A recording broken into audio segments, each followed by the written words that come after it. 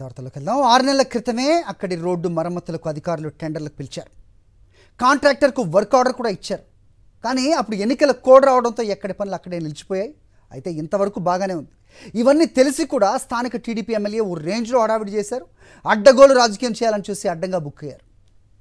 ప్రభుత్వం ఏర్పడిన దగ్గర నుంచి కూటమి ఎమ్మెల్యేల అత్యుత్సాహానికి అడ్డు అదుపు లేకుండా పోతోంది.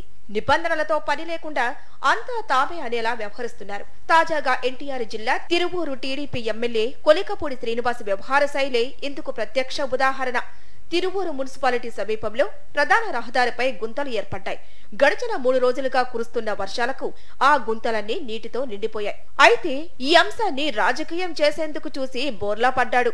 ఓ స్టూల్ తెచ్చుకొని రోడ్డు మధ్యలో కూర్చున్నారు.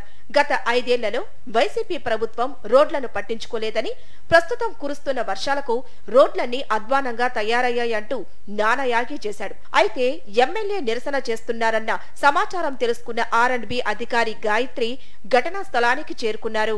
ఆ రోడ్డు అభివృద్ధికి గత ప్రభుత్వంలోనే 1.96 కోట్లు మంజూరయ్యాయని, టెండర్ పూర్తి చేసి ఈ ఏడాది జనవరిలోనే కాంట్రాక్టర్ కు వర్క్ ఆర్డర్ కూడా ఇచ్చామని తెలిపారు. వర్షాలు తగ్గిన తర్వాత పనులు పూర్తి చేస్తామని స్పష్టం చేశారు. ఎన్నికల కోడ్ వల్లే పనులు నిలిచిపోయాయని R&B అధికారుల నుంచి సమాధానం రావడంతో ఎమ్మెల్యే కొలికపూడికి గొంతులో పచ్చి వెలక్కాయ పడినంత పనైంది. అయితే గతంలోనూ కొలికపూడి ఓ రేంజ్ లో ఓవర్ యాక్షన్ చేశారు. వైసీపీ నేత చెన్నారావు నిబంధనలకు విరుద్ధంగా భవనం నిర్మిస్తున్నారంటూ ఏకంగా 100 మంది కార్యకర్తలు బుల్డోజర్తో సహా వెళ్లి నిర్మాణంలో ఉన్న భవనాన్ని కొంత కూల్చేశారు.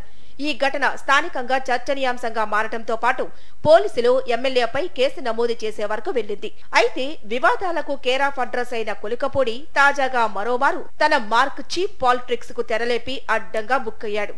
రాజకీయం ఒడిసి కొట్టడంతో చేసేది లేక అక్కడి నుంచి కొలికపూడి చల్లగా జారుకున్నారు.